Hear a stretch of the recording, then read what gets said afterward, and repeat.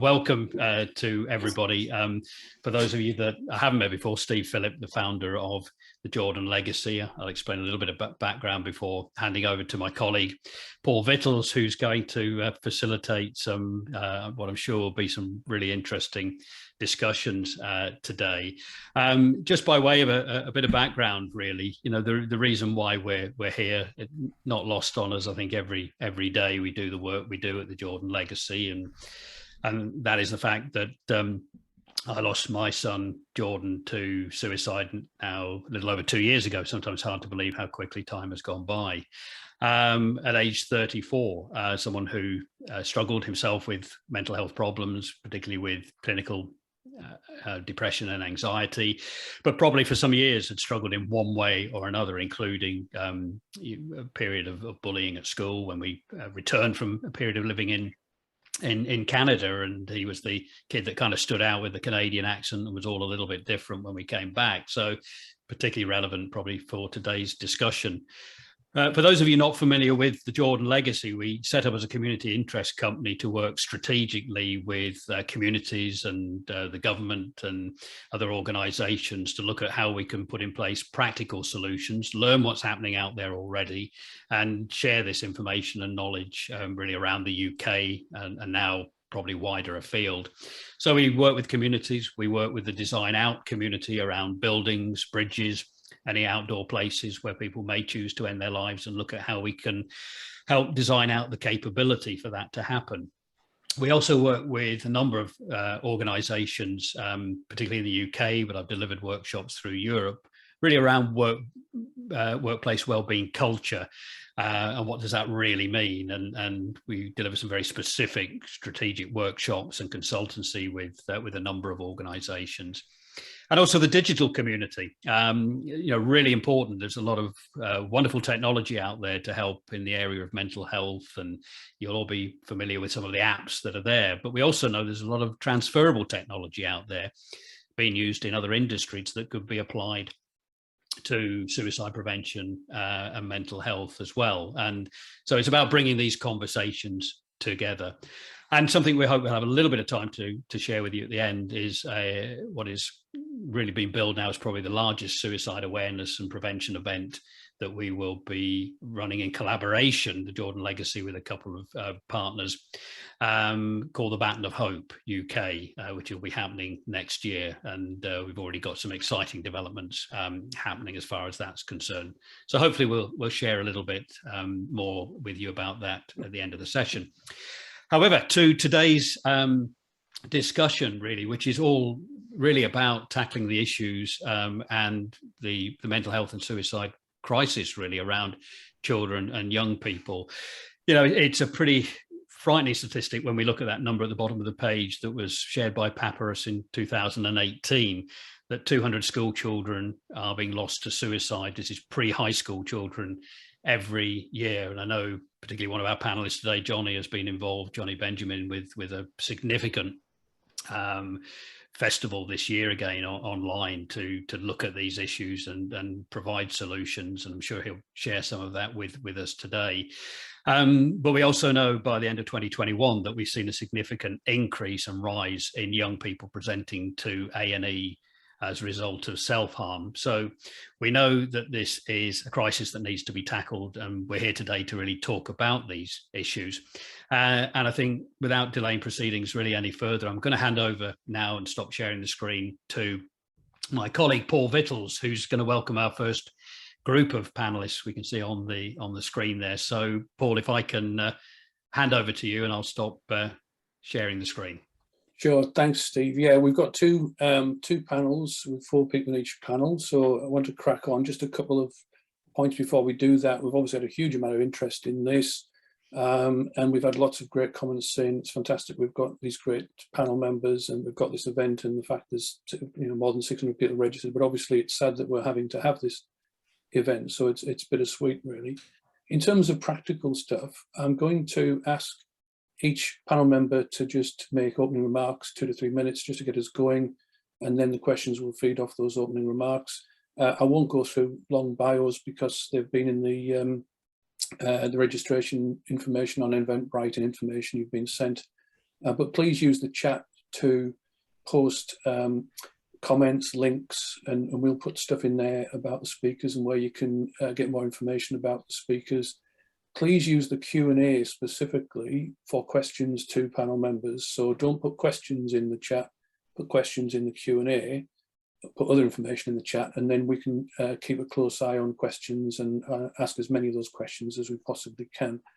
But yeah, let's crack on. For our first panel and the first member of our first panel, it is Johnny Benjamin, who lots of you know, and has really been giving us some fantastic insights into a lot of these issues, and the Beyond Festival, which Steve mentioned, is incredible as well. Johnny, do you want to kick us off with your opening remarks? Yeah, sure. So firstly, thank you so much for inviting me to be here. Massive fan of everything and anything that Steve does. I think, Steve, if you asked me to recite the phone book for you, I probably would. I would do anything for you, Steve. Really, I would. Yeah, I think you're amazing, as is everyone here. Alice, everyone, really inspired by all of you. So thank you again for asking me to be here. So I grew up with mental health issues, and I was diagnosed with a form of schizophrenia when I was 20. So I had a tough journey through school, through college, university, my 20s, really hard. But I decided to turn that into something positive. I set up a charity called Beyond in 2018, and we are led by young people, an amazing group of young people, all with lived experience of mental health challenges.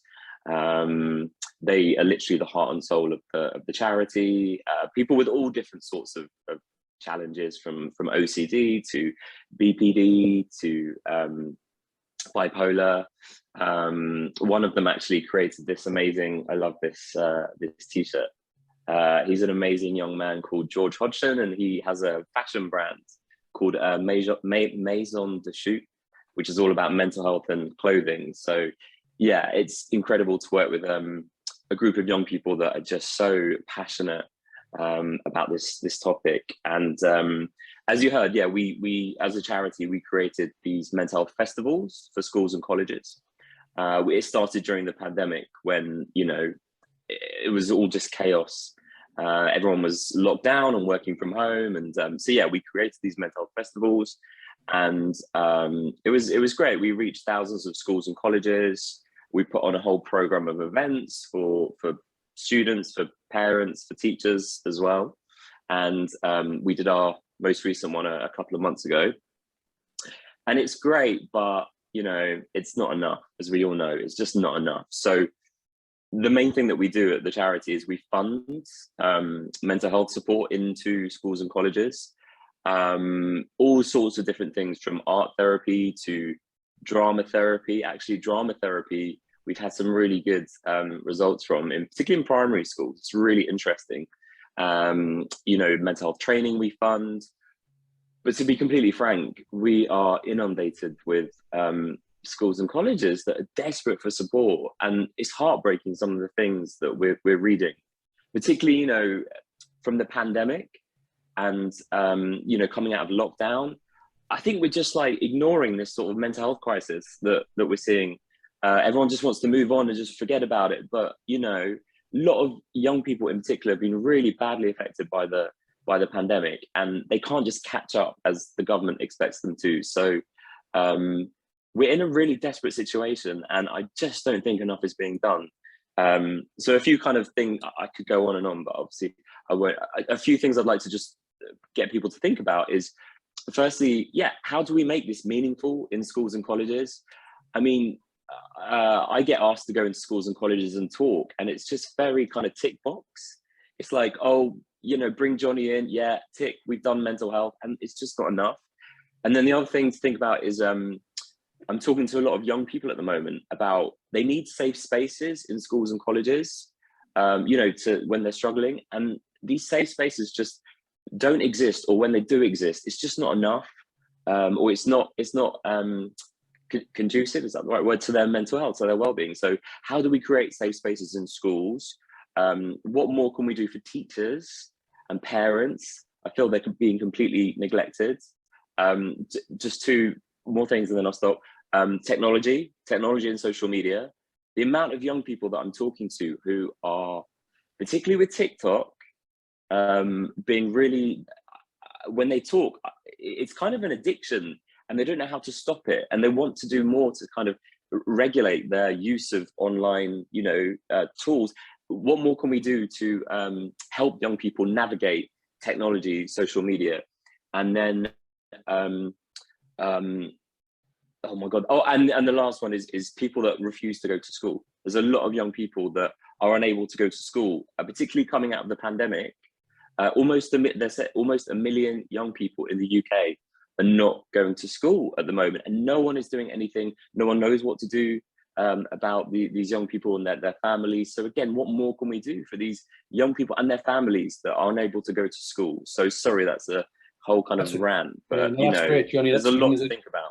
Yeah, that's given us a good menu to start with there, and we'll come back to all those issues. Our next panel member is Dr. Lynn Green. And Lynn, please add to that menu. Yeah, that's a tough act to follow. Likewise, thank you for inviting me. Really delighted to be here.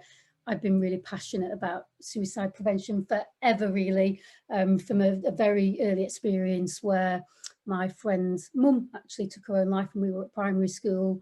And then just throughout my career as a psychologist. So I've worked primarily within, I guess, the more acute end of child and adolescent mental health. So I've spent most of my NHS years, I was with the NHS for about 20 years, within inpatient services, with obviously a lot of highly distressed young people. And actually before I was a psychologist, I worked with Lewis Appleby's team up in Manchester, so I was a suicide prevention trainer. So it's always been a key focus of what I do. And similarly now within Kooth. So Kooth is, for those of you who don't know, is a digital anonymous mental health service. We've been around for a long time. We're freely accessible to nearly all children, I think, in England now, up to age 18, 25 in some areas, and increasingly in the sort of wider UK areas, and also with adults as well. We're not new, so we've been around for about 20 years and we have about 4,000 logins a day. So you can imagine we have a lot of data. And we've been particularly interested, certainly over the last couple of years and over the pandemic, to really look at some of the trends and changes. So I'm not going to go into any data today unless anybody's interested, but suffice to say that we've seen a real increase in suicidality. So not suicides per se, but suicidality and suicidal thoughts right across the age range, actually, but certainly within our younger cohort. And obviously, it's always important for us to constantly be trying to, look at some of the factors that underlie that and really address some of those root causes. And Johnny's mentioned some of the things certainly over recent years that have probably exacerbated that. But for me, if I think of all of my combined years working within mental health, I think I'm really intrigued to see what people think of this. I think there are two key factors that are just really common in all of mental health, but particularly in people who feel suicidal, and it's sense of hope or lack of, and sense of control or lack of. And what I'd really like to draw our attention to today is the latter, is the sense of control, with a particular focus on what services can do to help that. So I mentioned Kooth is an anonymous digital service. Most people were mostly commissioned by the NHS, and they kind of get it and get what we're about. But occasionally, and this happened increasingly so in the earlier days of Kooth, we would get asked, or we'd get told, really love what you do, but can you lose the anonymity, because we need to know who people are in order to keep them safe. And I just feel that we need to debunk that myth, that sometimes that might be really important, and certainly we sometimes ask, we don't force anonymity, we might ask people who they are if we think it might be useful to connect them somewhere. But it's not sufficient on its own to protect people. And it'd be much easier if we did that, but we work really hard to try and enhance young people's sense of control when they come to us. And there are a whole host of reasons why people don't feel able to talk about their deepest and darkest thoughts. all sorts of reasons, you know, stigma. Some people have real fears, very real fears, that they might be sectioned and have all of their control and freedom taken away. Some people, and that happens, some people find it really hard to talk to the loved ones around them, not because they don't have a good relationship with them, but because they're so protective of them, and not wanting to sort of upset them and you know, cause them kind of unnecessary anxiety. So there are all sorts of reasons why people reach out to an anonymous service and retain that sense of control that I just think is so vital. So that's something that I want to throw into the mix for today, how services can do that in a safe way, because obviously you need a hell of a lot of governance around an anonymous service. Thanks, Lynn, that's terrific. Somebody just asked in the Q&A there about what your service is called. So it's Kooth, K-O-O-T-H. Is that right? And we'll put make sure there's a link in there in the chat, and feel free to put any other links in later. Just a reminder, if you've got comments, please use the chat. If you've got a specific question, then use the Q&A. So that'll just keep us well organised and make sure we don't miss important questions. I've already seen a good question in there. We've got a diverse panel, so we'll get different perspectives from different panel members. So again, without further ado, I'd like to ask Paul Chambers to give his opening remarks. Paul. Thank you, Paul. Yes, hello, my name's Paul Chambers. I'm the co-founder of the creative mental health charity Poets In. Again, thanks to Steve and the team for having me here. It is such an honour to be amongst such an esteemed company and talking about something that we're very passionate about. Excuse me. As a charity, we began offering our mental health support services to children and young people when our co-founder's daughter became critically ill with anorexia, and then she attempted suicide. After looking at the stats surrounding mental ill health in children and young people, we realise that this is commonplace in a society where those struggling often do so in silence, empowering their mental illness, the shame and the stigma that comes with that, with very few places to turn, particularly in the postcode lottery around CAMS support, concealing waiting 2 years for assessment, and some not even getting any support at all. If you add to this, and I say this very carefully, uneducated educators, because it's completely not their fault, but there is little training in schools surrounding mental health, specific mental health, mental illness, and spotting the signs of crisis and suicide. We are in a crisis that only we, talking at events like this, can begin to put an end to. We're in our 5th year as a charity. We're a completely lived experience team with a veritable smorgasbord of illnesses and disorders, which helps so much when we've worked with countless young people in both the prevention of crisis and the management and de-escalation of crisis, and we teach tools to manage mental health for life, but that's once we're in the places. When we're delivering to schools to 10, 11, 12, 13, 14-year-olds and upwards, and I ask who's struggling with anxiety, who's struggling with dark thoughts, with overthinking, with insomnia, with catastrophizing, all these things, pretty much every single hand goes up. They're self-aware enough to know that they need support when there's somebody that's independent or isn't a family member or a teacher or part of the school that's asking. But what about when we're not there? What about when they don't know about our buddy service, for example, or our program or any of our tools? We believe one of the biggest challenges to schools is not knowing about the different support available, so they try to manage it in-house, or revert to less effective, well-known and well-publicised ones. This means it's hard for organisations such as us to go in and do the work that really does work. And it does actually work. Like 100% of the children on our programme said they were more in control of their symptoms, 100% said it taught them self-care, and 100% said it had been valuable to them. Furthermore, of course, there's the budgets aspect that can always stop this, unless an individual child has budgets available, but often that can be too late when you're looking at the preventative side of it. So it's neither a balanced approach nor accessible to all, neither is it joined up. So how do we overcome that? And to conclude clumsily and paraphrase Desmond Tutu, there comes a point, a sentence I never thought I'd say, there comes a point where we need to stop just pulling people out of the river. We need to go upstream and find out why they are falling in. And to continue that analogy, we need to show children, we need to show parents, we need to show schools what different flotation devices there are available. We need to throw them into that river as early as possible in a joined up way to save lives. So we're stood by that river now. So how are we going to do it? Thank you. Thanks, Paul. That's terrific. So I just noticed a query in the chat there about, is this being recorded? Just to remind people, yes, this is being recorded. So please hang around if you can, but there'll also be a recording available. And again, we're looking at questions coming in on the Q&A. Our fourth panel member, we've had at previous Jordan Legacy events, because we're so delighted to see the work that she's been undertaking, is Alice Henty. Alice, the floor is yours. 2 to 3 minutes opening remarks.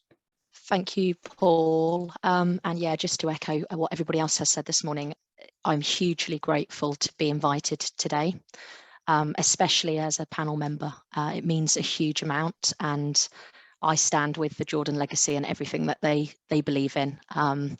So it's lovely to hear and see from everybody today on the chat. My name is Alice.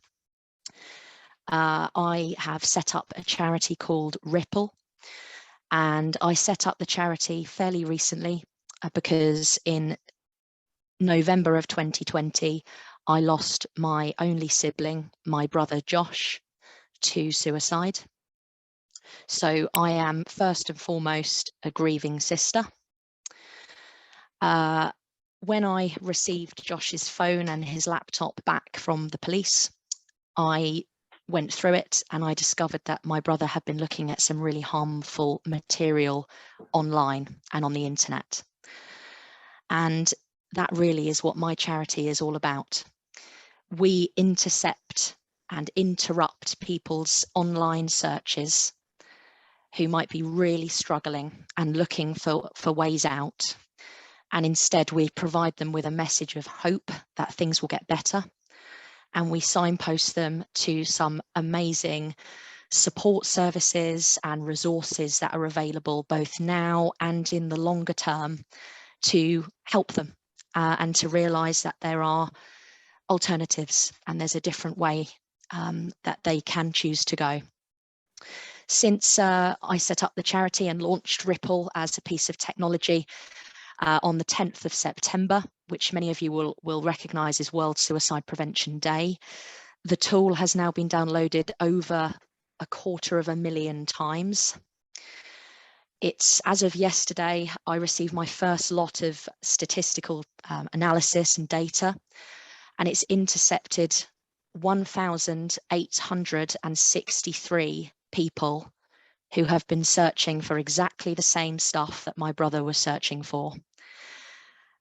I said at the beginning of this journey that if I can stop one person from doing this, then I would have achieved what I set out to do. And although our technology does not capture any personally identifiable information, we do know that there are 22 people that are still here today because Ripple has intercepted them and helped them. And even this morning, there is a very special person on this call today who has joined this webinar and very bravely stated that he is still here because of Ripple. So that's my work. Today, I'll be joining this panel discussion from an IT and a cybersecurity perspective and an online presence perspective. And I'm delighted to even be acknowledged to be in the same group as these people. So thank you very much for having me. Thank you, Alice. We much appreciate you being here. I'm going to ask 3 broad questions, and then I'm going to pick up specific questions from the chat and coming out of those opening remarks. In terms of the 3 broad questions, I suppose the first one is just clarifying what the problem is here. We very carefully thought about the title for this event and called it Tackling the Mental Health and Suicide Crisis Amongst Children and Young People. Now, some people said absolutely that it is a crisis, and other people challenge, maybe is crisis the right word? If somebody says to you, essentially what are the issues here? What are the problems we're trying to solve here? In a nutshell, can you sum them up for us? Johnny, do you want to just take that one first?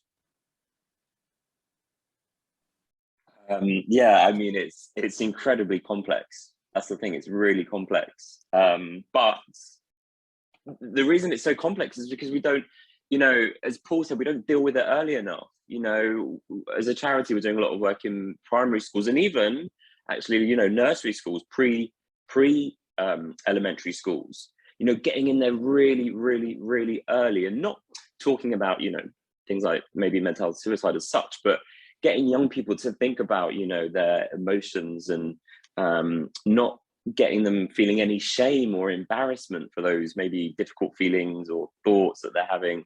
So starting really on, because you know, when I talk to young people who are in high school, and when I talk to the parents, it's so complex, the things that we are seeing. It's kind of, there's so many layers to things. I mean, we are seeing, if you know, we want to be specific, we are seeing increases in things like eating disorders, you know, particularly during the pandemic and coming out of lockdown. Eating disorders, self-harm, it's terrifying, and suicidal ideation and suicide attempts. It's really terrifying. And the other issue is that, and again, people have been talking about this in the chat, is that there is such a long wait for support and help.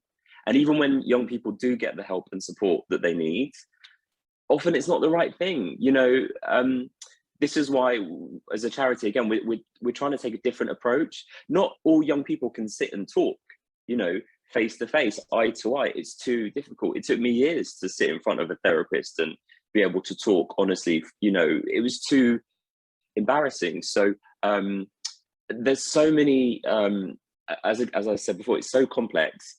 And there's so many sort of like layers to it, but yeah, I think funding, waiting times, delays, which again is, if we just start early enough with what we call the preventative side or the early intervention side, we can make such a big difference, instead of just waiting and getting to the crisis point. So there's no easy way to tackle it, but that's a start, getting in really, really early. Just to finish, you know, look at the way that with young people, you know, we get them to think about their dental health from a young age. You know, from a really young age, we kind of drill it into them, no pun intended, we drill it into them about their teeth, their gums, you know, they look after your dental health. We don't do the same for their mental health, and why not? And if we did, it could make a big difference. Or even things like obesity, the way we try and tackle childhood obesity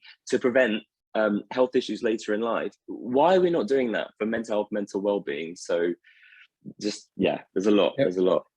Absolutely. That, again, thanks, Johnny, for outlining that. It is complex and it is multifaceted.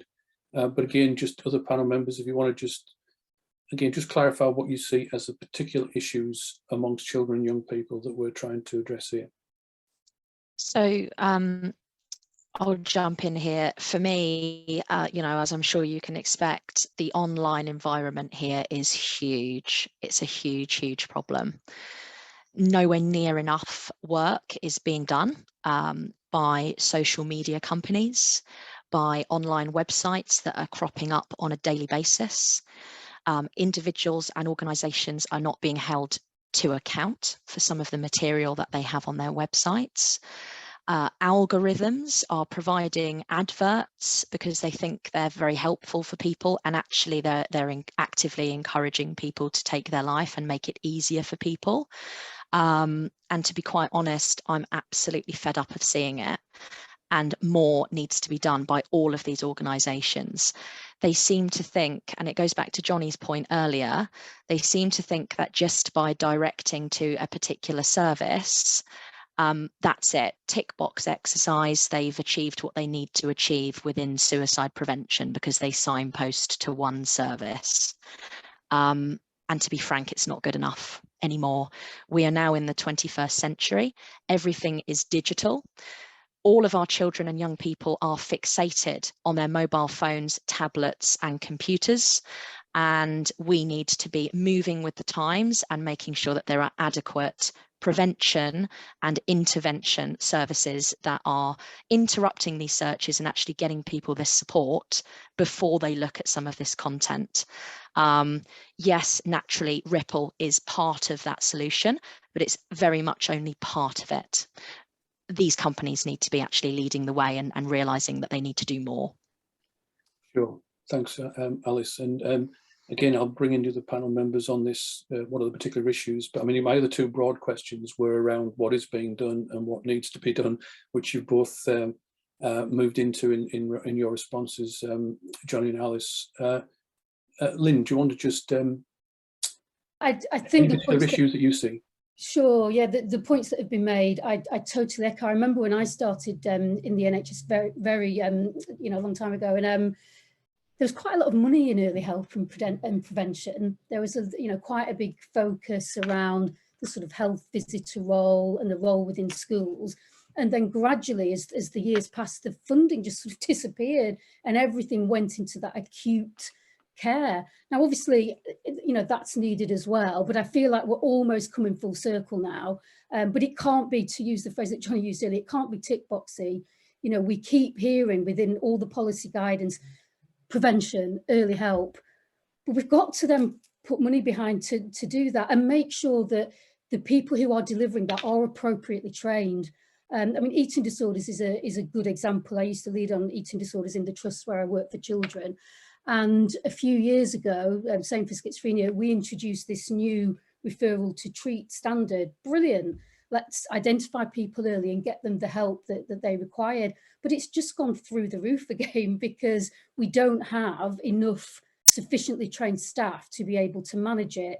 So there's a whole host of things that go with that early prevention. It's definitely funding and making sure that we've got the early help in the right places, but it's making sure that we've got the right level of training. So I think that's a massive one, and making sure that the service level thresholds are appropriate. And we say we provide early help, but actually people then have to jump through a whole load of hoops in order to get that early help. I share the concerns around digital generally and social media. I don't know whether I would go as far as to say they kind of cause mental health difficulties, but they absolutely exacerbate it. I have no doubt about that. And I guess having worked in a digital service that's been around for a long time, and we're constantly evolve. I look after governance and safeguarding, and we're constantly evolving it and trying to improve it. We have quite complex moderation within our site, so it's anonymous. We have peer support, but the peers can't identify one another. Everything is moderated before it goes live. There are easier ways of doing it. There are quicker ways of doing it, but they wouldn't work. They wouldn't be meaningful, and the risks associated with the easy options are just too great. And it does worry me. I mean, it's great that more companies are embracing digital technology. Of course it is, and I think organisations, including the NHS, have had to do that. Certainly in the last 2 years, but I do worry that people are not doing it safely and not really thinking about what that involves. I get very frustrated when I see a signposting to a service as being the tick box for prevention. It really frustrates me. It's just not enough. When we move into a new area, we're looking at what are the safeguarding processes within that area. There's so much due diligence that needs to be done to make sure that you've got the governance right. And I just worry that digital is seen now as a bit of a quick fix, and people are not doing their homework. Yeah, I'll stop. Paul, yes. Yeah, just I mean, brilliant comments here, and all I can kind of come from is a place where our experience of going into the schools, but in a very broad brush sense, there needs to be systemic change within the education system from early years through to children and young adults, because there is still some stigma attached. There's still a lack of understanding of what's out there, and as Johnny pointed out, there's a lack of safe spaces, and there's a lack of people that aren't teachers or family or whatever holding that safe space on a regular basis. And we deliver programs, we deliver mentoring, one-to-ones, and once you get children of all ages into that safe space, the stigma falls away, and yes, and of course that's a very wide sweeping statement. Each child is different, and the approach that you give is very different. But ultimately, You know, our stats show that we get there. But we've got to be there to enable us to do it. And the funding that's attached to the kids, it tends to be ones that are, I touched on it in my opening words, but it tends to be the pupil, I'm terrible at acronyms, pupil premium and looked after kids. You know, they need it, of course they need it, but what about all the rest? And with the pupil premium, there often has to be academia attached to that mental health delivery, rather than just looking at mental health. Johnny, you touched on it as well, where we look at mental health being like physical health. Physical health, you know, it's from a very early age put across that you have to look after your physical health to be healthy. And mental health, like looking after that, it's like going to the gym, but for your brain. And I suppose it's kind of, there's no quick answer to this, but it's systemic. There's been a tectonic change in just the time I've been aware of my mental health journey. The change in our discussions around mental health and mental illness, you know, we've come a long way. But we've got such a long way to go, and we need people like us going in and talking as much as possible, and as Lynn said, educating the educators on how to deliver these things in less of a tick box way and more of a kind of a specific way to the needs of the individuals. Thank you. Looking at the questions we've got coming in here, there's a couple of people saying, how can I help? So that's fantastic. Thank you very much for offers of help there as well. There's questions around, you know, how can we have conversations with young people? There's issues around in schools and, you know, conversations in home and in community. And there's a particular question that that we've picked up before this event as well, about the age at which you have those conversations. Some schools are very nervous, and some charities are very nervous about certain, you know, age thresholds. I've just recently returned from Australia, where they've actually moved to doing suicide prevention in primary schools. Can I just ask all the panel members about, when do you think it's an appropriate age to be having conversations with children about suicide and suicide prevention, and then just branching out into conversations at home, conversations in school settings? I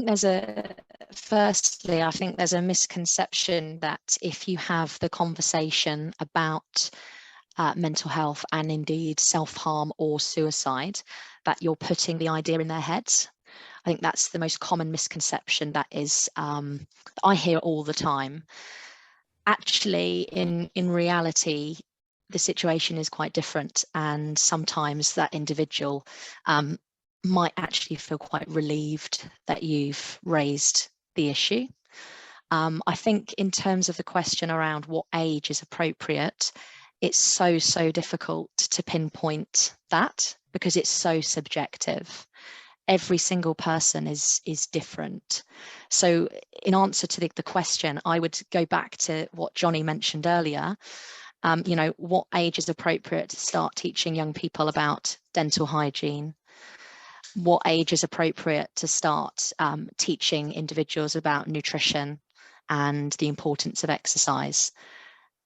And I think it's pretty similar in this instance, because sadly, I'm seeing on a daily basis the age that people are starting to struggle with their mental health is getting younger and younger and younger, even to the extent of, I've had, you know, 7-year-olds, 8-year-olds that people have told me about that are struggling. So we need to reflect that in our outreach efforts. Thanks, Alice.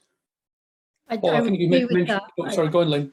No, I was going to say, I would agree. Many years ago, when I was a suicide prevention trainer, we worked really hard to get rid of that myth that asking people about suicide puts the idea in their head. But it is still there. You know, I'm going back 30 years, but it is still there. Even within COOTH, so we have routine inquiry, whereby, and bearing in mind, people who reach out to us generally are struggling in some way or other. But even within mental health services, some people struggle with the idea that you're just asking that question routinely. No matter how much we try and, you know, we show the evidence. In all my years, I've never had a situation where that's caused an issue.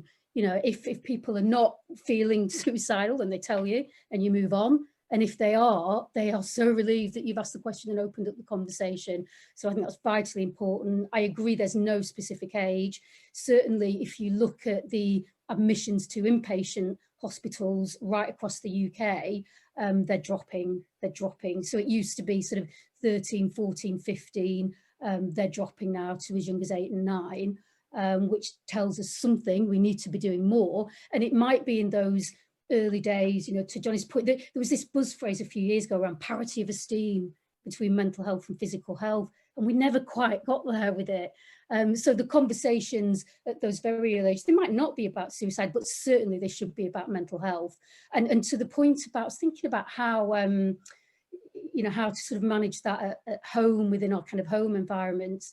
My children are, well, one who's 13 this week. I've got my daughter, I've got a son who's 14 this week, and I've got a 16-year-old son.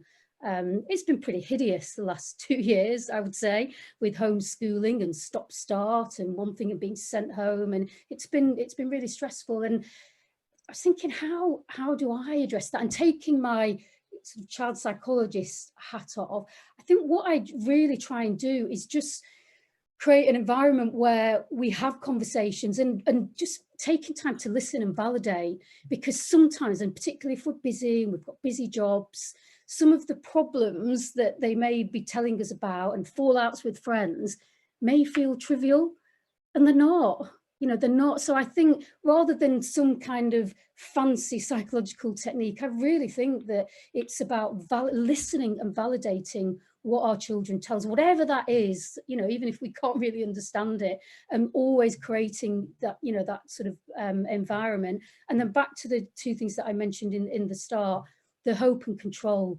So always trying to find a sense of hope. So when my kids were just struggling with lockdown and thinking they were going to fail their exams, you know, they weren't going to be able to go to college or whatever, to try and create that sense of hope and control, and give them choices in how they might want to educate themselves. You know, and all my 3 kids are totally different, so they managed it completely differently. One stayed in bed till midday and just didn't do the online schooling, and that worked for him, and he caught up later in the day. My daughter was quite diligent, so it was finding whatever worked for them to create a sense of hope and control, which I just think is so vital. And the other thing, if I can say very briefly, and it's kind of back to the social media point, one of the social media is amazing in many ways, but I think it does have the, you know, the tendency to create these really unrealistic ideals, and they're just not real. So I always try, when my kids present things and show me things that other people have posted,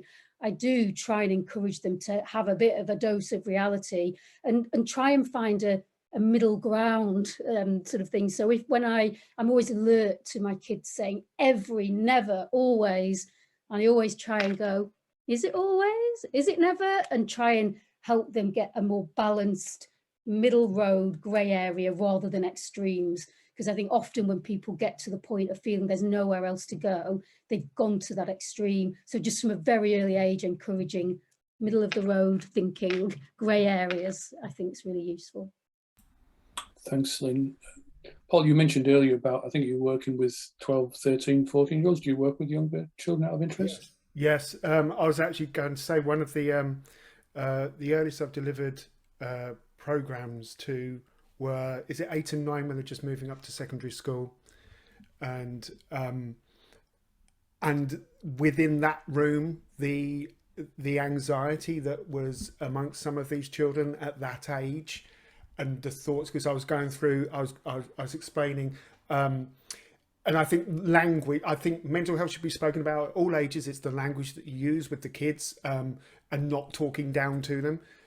Which is something I've always done, but talking about the worry diary and looking at, you know, worries, that the what ifs, the ridiculously huge loud things that we can't do anything about, and the ones that we can do, and kind of getting that across to 8 and 9-year-olds that are worried that they're going to get lost on the way to school, or they're going to get beaten up every day, or you know, completely ridiculous things to us, but we should never undermine the fact that they are so important to those children, whatever the age they are. And I don't think you can start talking early enough. From my personal experiences, I was having quite dark thoughts from, you know, 7, 8, 9 years old. I only know now, but I was cognitive enough to read things and understand things.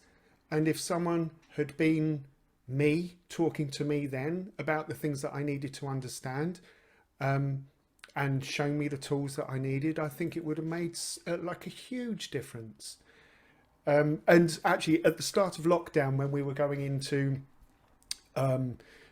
unique territory and isolation, we actually put some free downloadable things on our site. But one of them was for adults and parents to have these conversations for the first time with children, to kind of around creativity and kind of speaking in the right language to the children about these new feelings that they were feeling. And it was really, really gratefully received. So I don't think there's an age that's too early, in conclusion. Thanks, Paul. And there's been some comments here from people making that same point, that they themselves had issues going back to 7, 8 years old. Comments about the importance of having conversations around loss and bereavement and a whole bunch of other issues. If they're experiencing them at 7 and 8, then the conversation needs to take place when they're 7 and 8. Johnny, you mentioned earlier about safe spaces, and there's a question being asked about that. What do we mean by safe spaces in a school setting, and safe spaces more generally, perhaps? Yeah, well, the issue that we're having, or that what I'm seeing, is that schools are trying to create safe spaces, but not everyone understands about that. Like, the teachers aren't, maybe some of the teachers aren't understanding of what that safe space is, what it means. So the amount of times I've heard young people say to me, we've gone to a safe space, but the teacher said, well, you're meant to be doing Spanish, go back to Spanish. And the teacher gets annoyed, and they're getting upset because they want to be in the safe space. And there needs to be an understanding of what a safe space is. Teachers, parents, young people. It's all very well school saying, well, this is a safe space, but we need to get a shared understanding language of what that means, how long someone can be there for, what they do in the safe space. But a safe space can be set up anywhere, even if there's just a small room somewhere in a school. If you and also get the young people to work with you on, because what I see all the time with young people's mental health is that adults make the decisions for the young people. They don't consult with the young people. So bring young people in and say, well, what do you want here on the walls, and what cushions can we put down, and what stuff would you like to read, or mindful, maybe like it's a mindful coloring book. That doesn't work for everyone. So get a range of different things into that space that can help young people calm themselves when they're feeling overwhelmed or stressed. But the other thing as well is obviously being outside. So, if someone's feeling overwhelmed within a school setting, maybe it's taking them outside for a walk. Maybe what I'm seeing again in more and more schools is like safe gardens, or we know nature has a really positive effect on people's mental health. So yeah, again, even if there's not a lot of space in a school, having a small patch of grass or something where you can plant trees. And again, get the young people involved. What I saw in one school, just quickly, is that the older students worked with the younger students to create this kind of safe garden, which was amazing, because the younger students were talking to the older students about their fears and their anxieties, and the older students were able to reassure maybe the younger students while they were busy, planting things and getting this garden ready. There's a lot to be said about peer support, particularly when older students are helping younger students, and vice versa. So, but get the young people involved. Whatever you do, make sure it's with them, not kind of telling them what to do. Thanks, Johnny. I'm conscious also we're getting questions from people more in their role as parents, really, in terms of how to have these conversations with my own children. Have you got any of the panel members got particular tips for parents who to help them have those conversations with their own children? I've shared some of mine, so I'll kind of leave the panel members to share. But I really just wanted to echo that point about asking children and young people what they want. We just don't do it enough. And you know, if I think of our service being, the reason our service is anonymous is because in terms of safe space for the people who use our service, that's what they wanted. That's what they wanted. And you know, there was a big sort of anxiety of, oh, you know, particularly with our commissioners, you can't possibly keep people safe if they're anonymous. Well, hang on a minute, that's what they want. They're telling us that that will help them to stay safe. So really the question is, how do we do it? What's the governance that we need to put around in order to do it? And I wonder whether, you know, as organisations and as schools, we work hard enough to really listen to what people want and then say, now our challenge is how do we create it in a way that's safe? So I just think that's so important. It seems really obvious, but services don't do it. And for the short time that we have left for this first panel, we could have obviously gone for a longer time on this, but are there particular things that you think need to be done that aren't being done, or things that need to be done differently? Again, I could go through lots of specific questions in the Q&A. I would encourage everybody to look at those questions, but a lot of them are in that broad theme of what is it we're not doing now, or that we really need to do or do differently.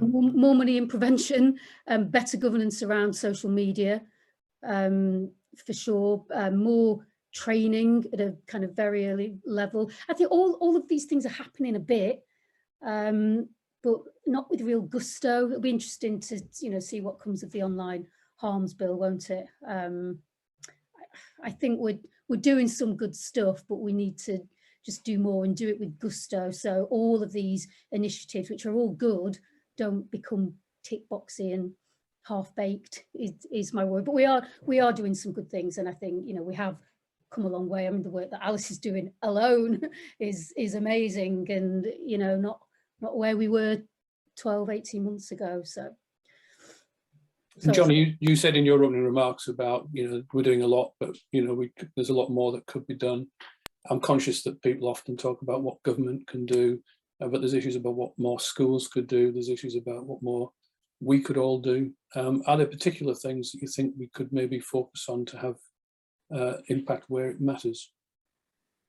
Well, I mean, yeah, you mentioned the government. I mean, there's a lot I could say there, but this needs to come from the top. You know, this needs to come from the Department of Education. They talk a lot about, you know, well-being, mental health, but it's not enough, and it's very kind of, you know, there's been such a focus on the academic catch-up post sort of lockdowns, COVID, you know, not on the well-being side of young people, teachers, parents. It's ridiculous. So let's put pressure on the government. Let's put pressure on Department of Education.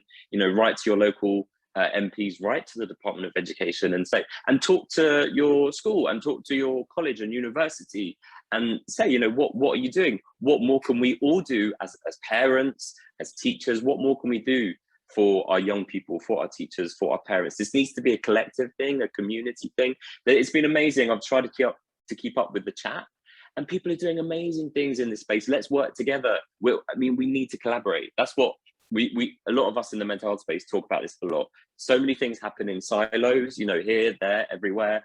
And we need to just join up and work together. And that's the only way forwards. Thank you. Yeah, indeed. I'm finding it difficult to keep up with the chat because I'm trying to focus on the four of you here and the questions. But I would encourage everybody to look at all those comments in the chat and also look at the questions, and we can add comments later as well. Paul, do you want to just maybe sort of round off with some final comments on other things you think we can do or do differently? Yes, I think I just want, like, I put joined up as one of my things. There are so many people doing so many brilliant things that are unaware of each other, and that's on an official level, and, you know, charities as well. And let's face it, they all got into it for a reason, and that's with a common outcome. So a little bit transparency, a little bit less red tape. starting from the top, as Johnny said, I actually had a meeting at Westminster yesterday that's been moved later due to COVID, because I want to start chipping away at the very top and get across it. There's people like me, there's people like our patron who's a super real artist coming along with me. Like, look at us. We are normal. You could have helped this early doors and start making systemic and huge change. But really, it's open conversation, it's dialogue, it's talking openly, it's stripping back the stigma that is still attached, making a normal conversation.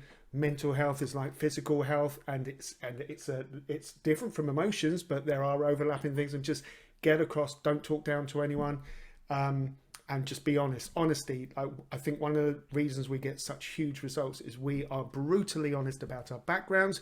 We allow safe space, we allow privacy if needed with children. If they want to write something and tear that up or whatever, and it's never seen, allow that. Or if they want to open up, go for a walk. A safe space can be walking around the school grounds. I'm mentoring currently with someone that often so much more can come out when you take away that I'm sat in front of you-ness. So yes, dialogue, openness, honesty, and more of this. That's great. Thanks, Paul. Finally, in our first section here, before we have a break, I'll just hand over to Steve in a moment and we'll have a break. But Alice, is there anything else anybody here can do to help with Ripple? There's loads that people can do to help with Ripple. This is a free resource for schools, colleges, universities, parents, charities. It's free. Why wouldn't you want to download it, to be honest? It's an additional layer of protection that you can put in place. From my experience losing my brother, you just do not know what people might be looking at online. You just don't know.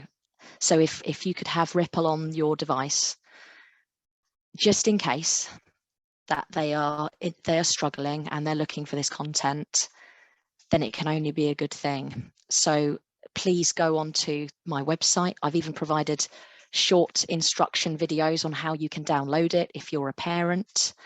I have tested it on my mother and she can download it, so there is hope for us all. And it's an opportunity also for local schools, colleges, universities. Please tell them about this. Please say, get in touch with Ripple, because it can help so many people. It can be downloaded en masse. If there's anybody that's got any businesses and are working in a corporate, this isn't just young people. This is also others that might be struggling in the workplace. There's huge pressure on people in the workplace. This is also something that can help them as well. And I'd be happy and delighted to talk to anybody on this this panel today, and all of the amazing people that have dialed in about this in more detail.